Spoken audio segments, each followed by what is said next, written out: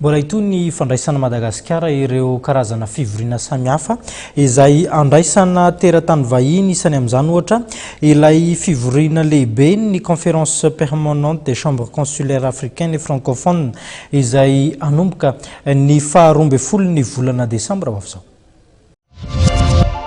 André Fivrimbe faharoambefapolony conférence permanente des chambres consulaires africaines et francophones i Madagascar nroambefolo hatramin'ny 14 Desambra ho avy zao eny amin'ny ICCI Vato.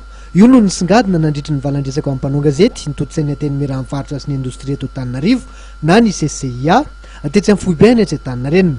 Vahiny misy 50 ahitanareo filohana anteny miran'ny varitra avy amin'ny firenena misy 720 am'izany afrikanina no natrika zany fivoriambe izany izay fanohizana amin'ny vatana ny fivoriambean'ny firenena amin'ny teny frantsay ihany koa. Maro tombontsoa azon'ny malagasy aorian'ny fisian'ity fivoriambeany CPCCAFT. Fampisehoana zany ny fahaizantsika mandresy, mikarakara sy manomana zavatra lehibe, fionana lehibe toy ireny. Fa tsy mijanona amin'izay ihany satria amin'ireo le fivoriana teknika mandritra ny fotoana io dia anisan'ny tanjon'ny CPCK fa dia antony namoronana azy ny fifanankarozana traikefa amin'ny samy chambre consulaire na chambre de commerce ary misy koa ny atao renforcement de capacité. Io zany dia tena nanaovana ny CPCK koa dia ahafahana mifanakalo traikefa sy mifankarala bebe kokoa.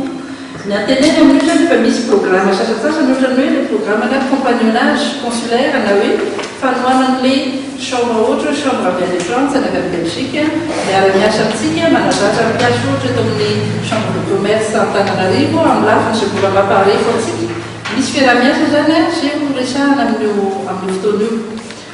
Lafiny anankiray indray amin'ny lafiny mahafirenenantsika dia fotoana ampahafantarana ny zava-bita eto amintsika, fotoana ampahafantarana ny mpandrara eto amintsika ary amin'ny mpandraran-tsiraiat dia manantena vokatra hoe fifandraisana partenariat fivarotana entana na zavatra zany zay ny zavatra amasantsika amin'io. Anamarika ty fivoriambeany CPCCAFT ny fionana B2B, ny fanakalozana maro samihafa, ny fametrahana vato fehizoriny École supérieure d'informatique na ESI ary ny fampiratiana ho fampiroboroboana ny sehatry ny indostria eto Madagasikara. Mahatratratra amin'ny 1 dimanjato amin'izao fotoana zao ny izandreo mpikambana ao anivony organisation consulaire.